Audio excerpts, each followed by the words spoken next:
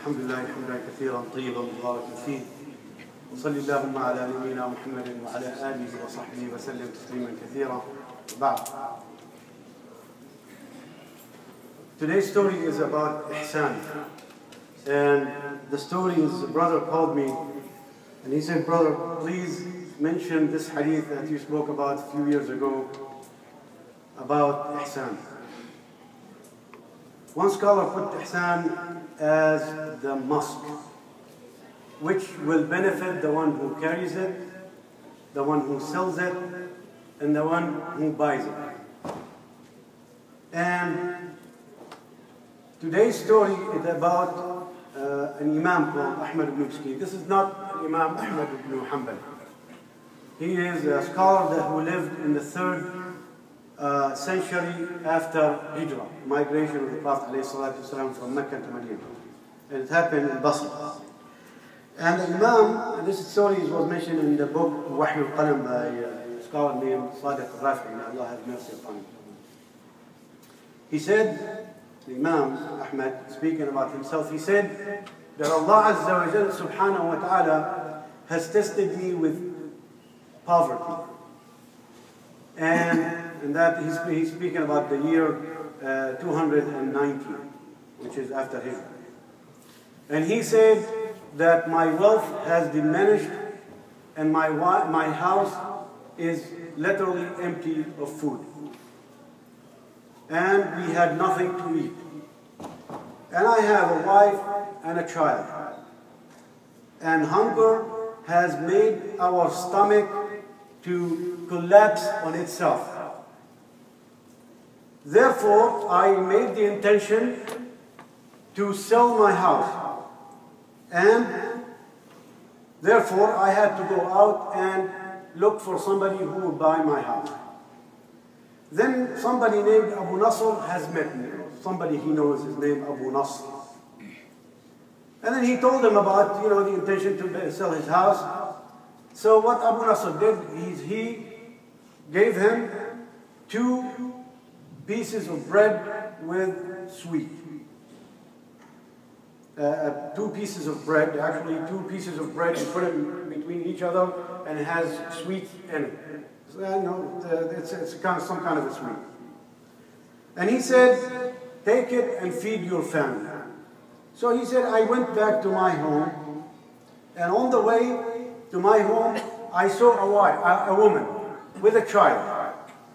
And she looked at the muqaqatayn, the pieces of halwa with the bread and the halwa. And he said, my master, and she's addressing the imam, and she said, I have, this child is an orphan child and he is hungry. And he cannot bear the hunger. Therefore, I ask you by Allah Azza wa Jal to feed him. So he looked at the child and he said, when I looked at the child, I would never ever forget the way the child looked at me.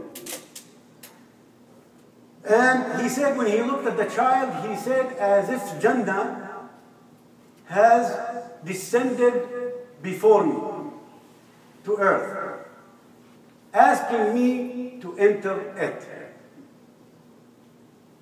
to really feel the child, to feed the child. So if I feed the child, then the Jannah will be mine. So he said, I gave the woman the halwa, and I said to her, take it and feed your child. And on that day he said, by Allah, I own nothing. I don't own nothing. And I have nothing in my house to feed my child and my wife. So her eyes, the woman's eyes, has tears. And then the face of the child lit up. And then I went back walking, and I was very depressed and puzzled. What am I going to do to my hungry child and my hungry wife? And then I sat down, and then I leaned against the wall on the street and thinking about, how I'm going to sell my house. And then, as I was doing that, Abu Nasr is passing by, the same person who gave him the halwa. And he was so happy. He was extremely happy. And he said, Aba Muhammad, which is actually the name of the Imam Ahmad. He said, Abu Muhammad, what is making you sit here and in your house there is a lot of goodness and wealth? And he said, Subhanallah, how can this be? And where is it? Where would that be, Abu Nasr? Where would that come from? I just left my house, nothing in it, with a hungry wife and a hungry woman. And he said, Abu Nasr said to the Imam, he said, a man came from Khurasan, which is, near Iran, in that area. He said, was asking about your father or anybody of his family. And with him was loads of goods and wealth and money.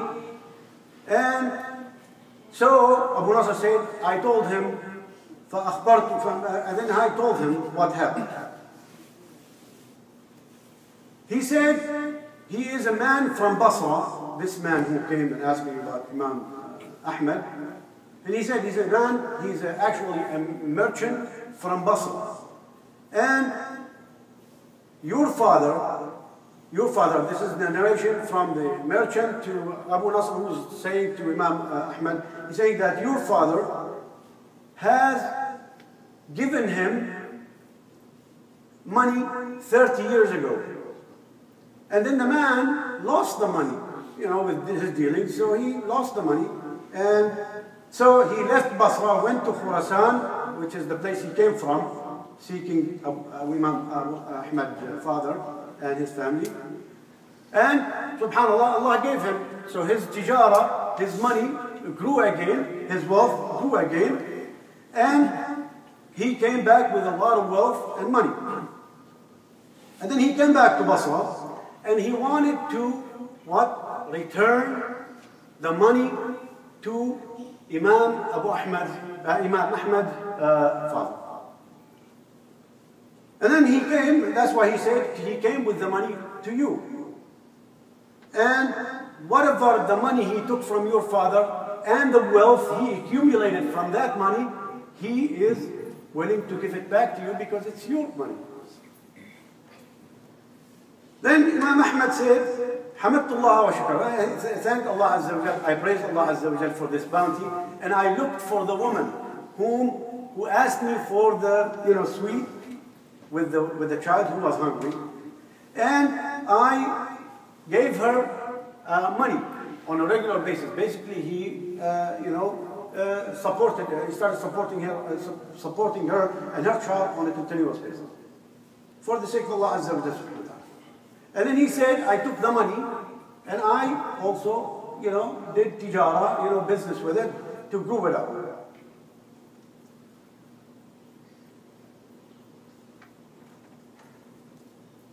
And he said, what I did with the money, I grew it up and also I tried to give for sadaqah and help the needy people as always.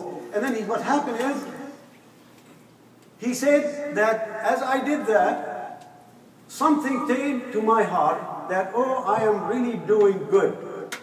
He started having some kind of a little pride in what he is doing. Some kind of show off. And he said, the Malaika now is recording all these good deeds with me giving sadaqah to the needy for all these years. And then he said, I asked Allah Azza wa Jalla, subhanahu wa ta'ala, I asked Allah Azza wa Jalla, made dua to Allah Azza wa Jalla that I can be among the righteous. And one day I slept. One night when I slept, I saw a dream. I saw myself and it's the day of judgment. And he said, on that day, and he's describing the dream, he said that it's many, many people. Khalq, many people. As if you see like waves of mankind against one another. And I saw people people who have, looks like big people, but in fact they have loads. They have loads on their backs, and these loads are their sins. And the sins are like, they are like bags of heavy loads. That's how the sins are. And he said that even I would see the one who is disobedient, al-fasiq, as if on his back a whole city of sins. Then he said, the time of judgment came, and the scales have been set up. And he said, my turn has come. And then he said, my sins and bad deeds have been put on one side of the scale, and then my good deeds have been put on the other side of the scale. And he said, my bad deeds have way outweighed my good deeds. And then the sayyat are, many. As if they weighed a big, huge, humongous mountain. As if they weighted against a piece of cotton, representing his good deeds against the bad deeds. And then he said the malaika, referring to the malaika, they would put the hasanat, on the scale, and the scale still way out tipped.